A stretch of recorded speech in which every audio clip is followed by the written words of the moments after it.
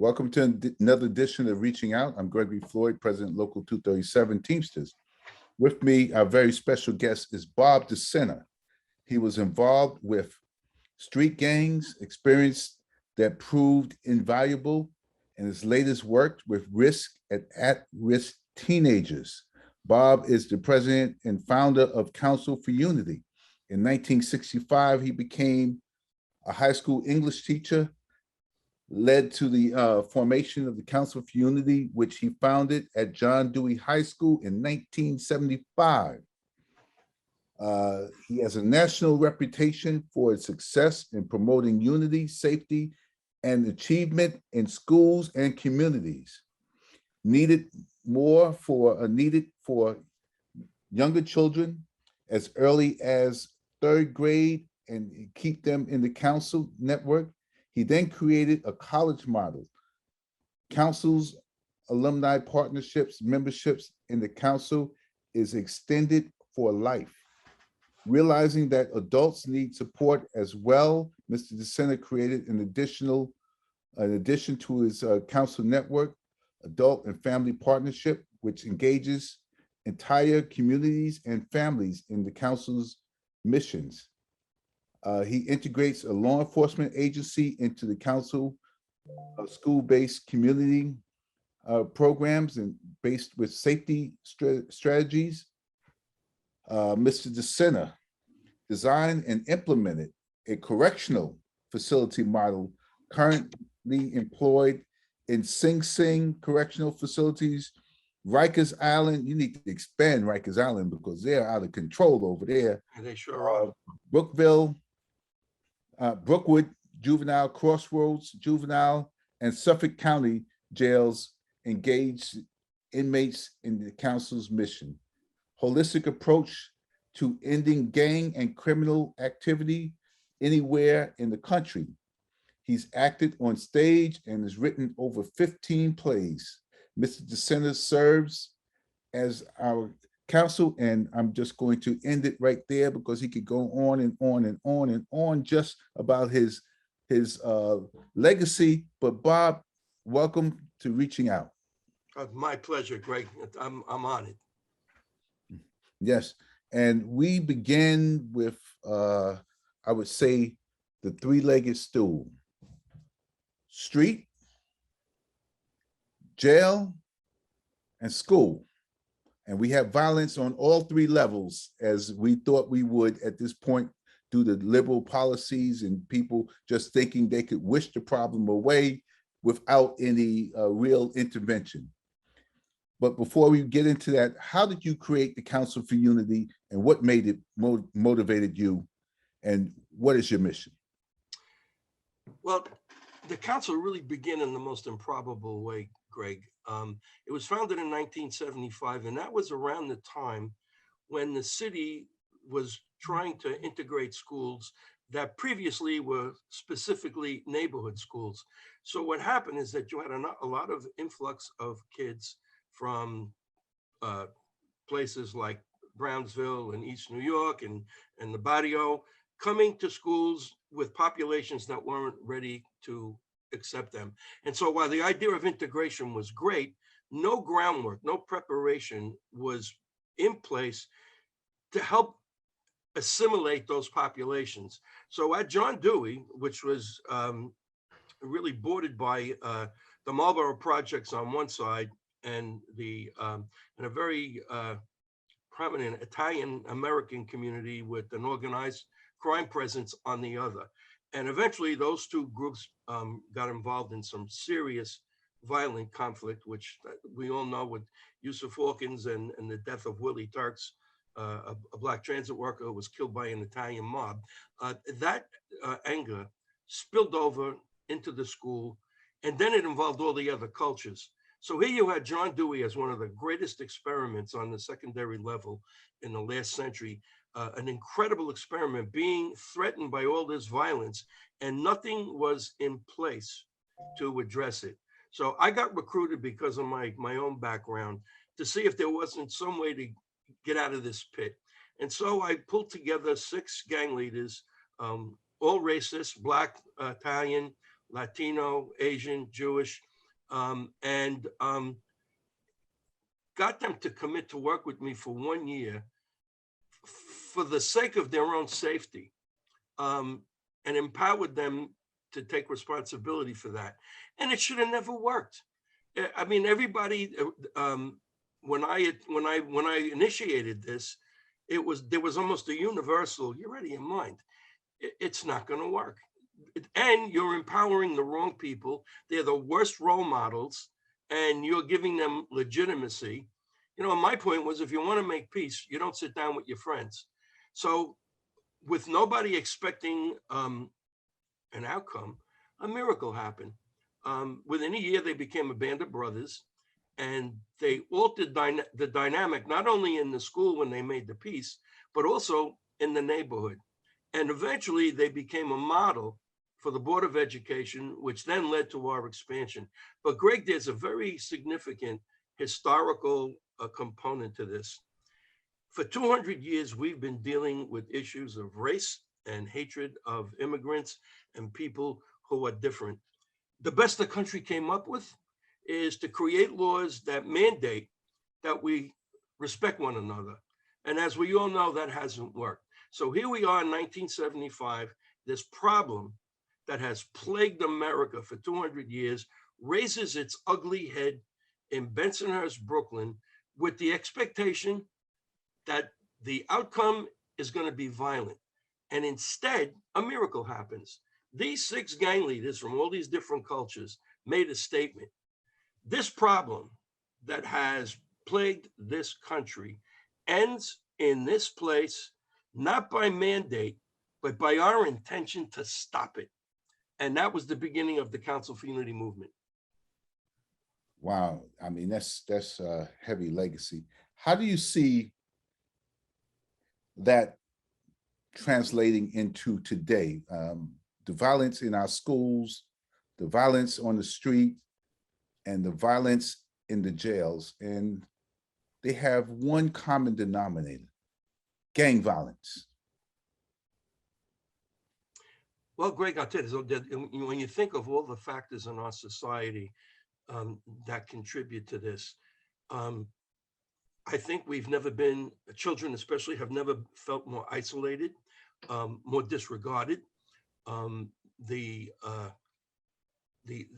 technology has forced kids to address their smartphones instead of communicating directly and forming relationships. And the byproduct of that, and the reason that I think gangs have thrived for so long, is that there are 3 basic tenets that flow from that we address. I've been in the life. I was lucky somebody got me out. But when you're in that lifestyle, you're experiencing rage, you're experiencing depression, and you are experiencing violence and self-hate. And those are the things that drive you. What the council has done is really created a new culture that meets the deepest needs of kids. If you go on our website, and I'm going to say a lot of things in this interview, and if anybody was listening, they shouldn't believe one word I said because it doesn't seem real. You go on that website, and this is what you're going to see. You're going to see kids in high school. Columbus High School is a classic example, where we founded that program in 1999 with 45 hardcore gang members: Crips, Bloods, Latin Kings, Albanians, Don't Play, 2 Mexican gangs, Tres Puntos, Fatos Locos. Who am I leaving out? Dominicans, Don't Play. And in the span of an hour, in a meeting that I had with them, they all came over and founded council. Same thing in the Suffolk County Jail. The sheriff in 2007 convened a meeting of all the gang leaders in the prison. And I met with them in the chapel. Within an hour, they all came over. If anybody goes on the website, there is a video called Founders and Forefathers, where the introduction is from a gentleman named Danny Garcet, who was the first crown of the Latin Kings in the prison. He called all the shots. And the other was with Charles Saunders, also known as Streets, who was one of the leaders of the Bloods. You will hear them talk about how Council for Unity pulled them out of the life. And you know what, we meet the same needs in young people that gangs do, but in a healthy way. Gangs it's a culture of despair where there's only going to be two outcomes, Greg. You're either going to get killed or you're going to jail. And the false loyalty that gang members give, realizing that they've lost their free will, and that in order for them to get the benefit of a family, they have to commit a criminal act. So the council plays into that in terms of, one, we want you to live and we don't want you incarcerated. And we have a very vigorous reentry program where we almost have a zero recidivism rate. We've been able to get our ex-offenders free tuition in a technological institute. And one of our board members is opening up union jobs for ex-offenders, where this one guy, Mr. Sanders, as I mentioned, is about to begin a union job making $41 an hour, and he will have a life. And that's just what council provides. So, there's one thing you can't live without, and that's hope. And if I had to pick an ingredient that we give that inspires people to stay in this program, it's the fact that when they're with us, they have a sense of hope, that there's a future, that there's a support system. My board members committed almost $50,000 to keep Mr. Saunders out of prison. They gave him a stipend, money, an apartment, and finally job placement. So, when you offer those things, people think gang members are happy. I never met a happy gang member in the 46 years I've been doing this. They give them something better and they'll take it. Now, Bob, you mentioned your website. Why don't you tell us your website address? Yeah, it's www.councilforunity.org. And I'll tell you how powerful it is. When we were recruited, let me just get rid of this.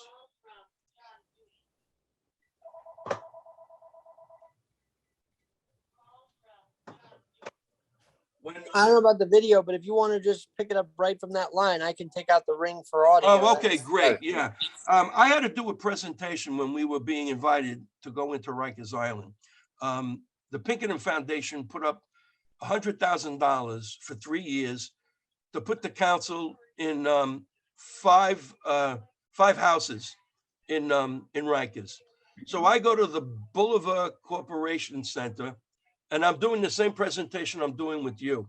And there's about 40 correctional people, superintendents, deputy superintendents, and they were all looking at me like I got 5 horns on my head. So I said, okay, this part of the meeting is over. Do you have a smart board? They said, yes. I said, okay, get on the website. I made them watch 2 videos.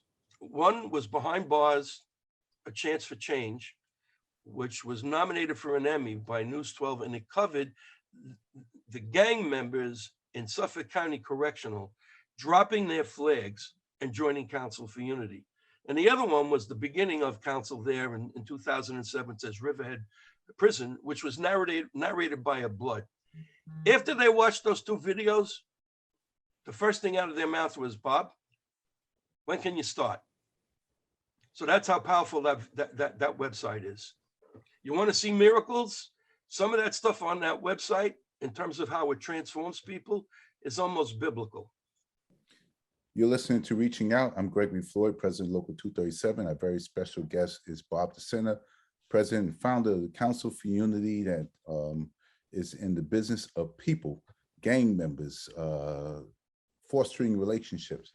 Now, our current mayor, Mayor DeBlasio, who's going to be leaving at the end of the year, is familiar with your organization. How come he has not embraced you and utilized your expertise and services to help him with the street violence with gang members, the gang members on Rikers Island, and the gang members that are plaguing our city schools with violence? I wish I could answer that. I think sometimes when people get power, their focus shifts. I think I can't answer it. I can't. One thing I will say, Greg, and I want to give you a plug. your local co-sponsored a gang conference that we had, I think, in 2011, which was probably the greatest gang conference that this city ever conducted. All 5 district attorneys showed up. You were featured in that, the FBI. And we had 4 gang leaders, one who was an original member, founder of the Crips in LA, who we got over to work with us, another 2 Bloods and a leader of MS-13. And they were at that conference, and each one of them gave testimony as to how Council for Unity pulled them out of the life. He should have been there. A lot of people. Well, Bob, that was 10 years ago. Yeah. But now we have all these experts that are coming along, like Jamani Williams and Brad Lander, and they're coming in like they know what's going on, and they're pretending that they have a solution.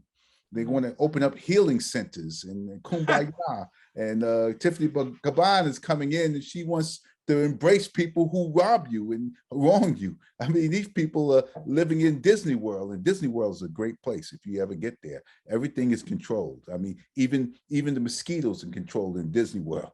So, but that's not where we're living. It's not where we're living, and I don't think that, from a sociological point of view, I don't think that people have a grasp on several things. One, and this is a problem that's plagued this country. Gangs is the gang phenomena is nothing new. If you read the book Gangs of New York and you watch the movie Gangs of New York, the gangs have been here since the 1700s. So a major question we have to ask is, what is it about our society and what is it about our value system that has fostered this criminal activity, which we have even glorified in our movie industry? There's been a fascination with gangs and gangsters throughout our history, whether it's James Cagney in Public Enemy or The Sopranos, or some of the movies that deal with violence in LA with Crips and Bloods. It's there. We have failed on an institutional level to meet the deepest needs of our kids. And let me tell you something, when somebody, and I remember saying when I was a kid and I was involved in some really bad stuff, I used to make a statement, I'll come back here and kill you, your family, and your pets. You hear me? And that's the mentality of people who have been excluded or have been denied a place at the table. You exclude me, I'm coming for you. So you can do all the, Disneyland hugs and kisses and listen to my story. Until you meet my needs, you got a problem. When the FBI came to Suffolk County Correctional, Mike Ferrandino's our board. He was the bureau chief of the FBI in Long Island. Got involved in the program and wanted to see it. He was witnessing a presentation at the facility, and the leader of the Crips from Wyandanch was articulating, his journey. And Mike said, "What are you doing here? You're brilliant. You're deep. You're articulate." And you know what the kid said? "I come from Wyandanch. There's no political will here. There's no economic opportunity. Any role model was left a long time ago. And what do you want me to do?" He says, "You think we like this shit? I got siblings that I've got to feed. What do you want me to do? Starve? Give me a job and I'll get out of this." And he said, the last thing he says, you think I'm happy with this?" So I think, Greg, what we have failed to do is to understand the dynamics necessary to create a culture of hope from a culture of despair. And all these good, don't get me wrong, I'm not going to fault anybody who has good intentions.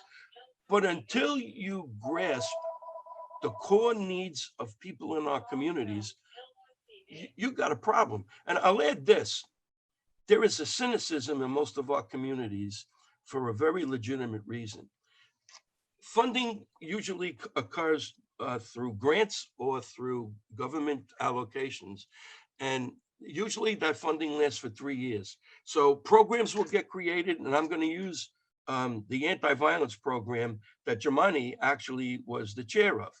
Council got $200,000 a year to place our programs in 5 precincts, 1 in each borough, that had the highest level of gun violence. We did it.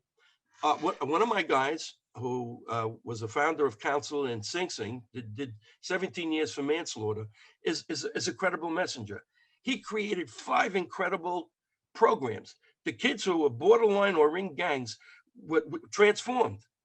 After 3 years, and you said this at the gang conference, after 3 years, the funding ran out and we had to let go of all those programs. They all wrote letters begging Germani and the city council, please, this isn't council now. These are our clients. You are our kids are thriving. They have hope.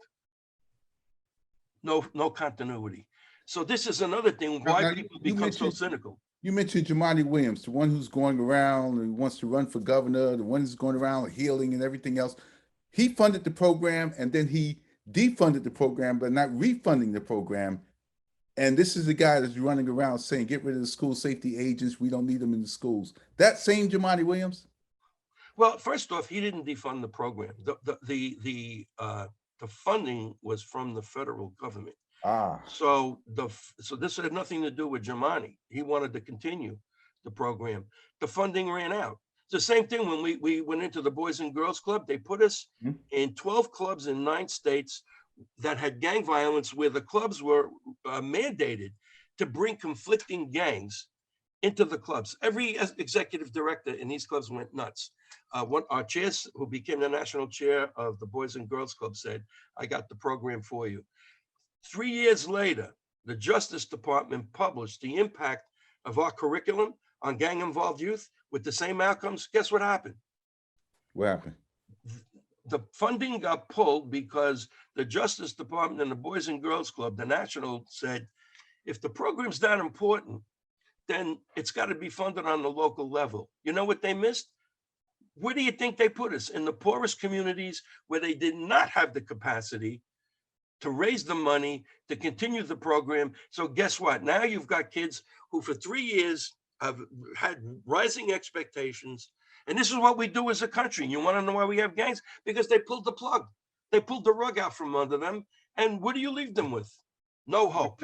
Now, what could Jamani and the city council, now he's a public advocate, what could they have done to help you?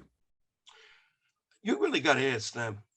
I mean, and I'll tell you here's the message.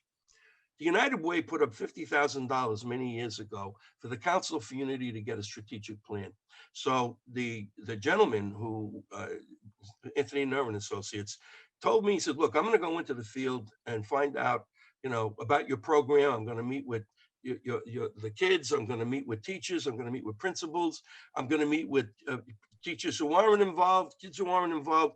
And what I find out will determine what your strategic plan should be. The guy comes back 3 weeks later and he looks me dead in the eye. And here's the message to Germani and the city council and DeBlasio and Eric Adams and anybody else who comes into power. He said, from what I've seen, I sat in on traditional classrooms where the kids were bored or rebellious.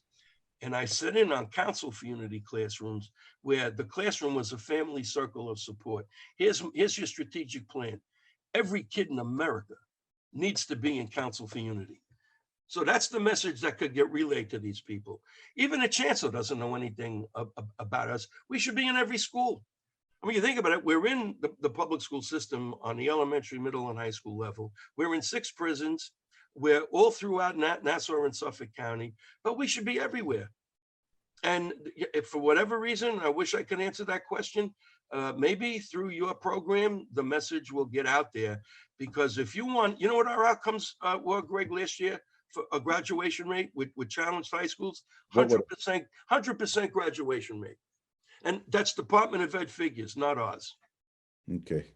Now, I believe we're running out of time. For those who want to get in contact with you, once again, give them your website where they can reach you and get the information. Sure. The website is www.councilforunity, FOR, councilforunity, all one word, .org. And I humbly request that your listeners, if you need hope and you need to see a miracle, or many, log on to that website and you'll be more than fulfilled. Thank you. That's all the time we have for this segment of Reaching Out. I'm Gregory Floyd, President, Local 237 Teamsters. Our very special guest was Bob DeSena, founder and president of Council for Unity. Thank you very much. Thank you, Bob, for coming on. Greg, it's my pleasure. I'm very grateful.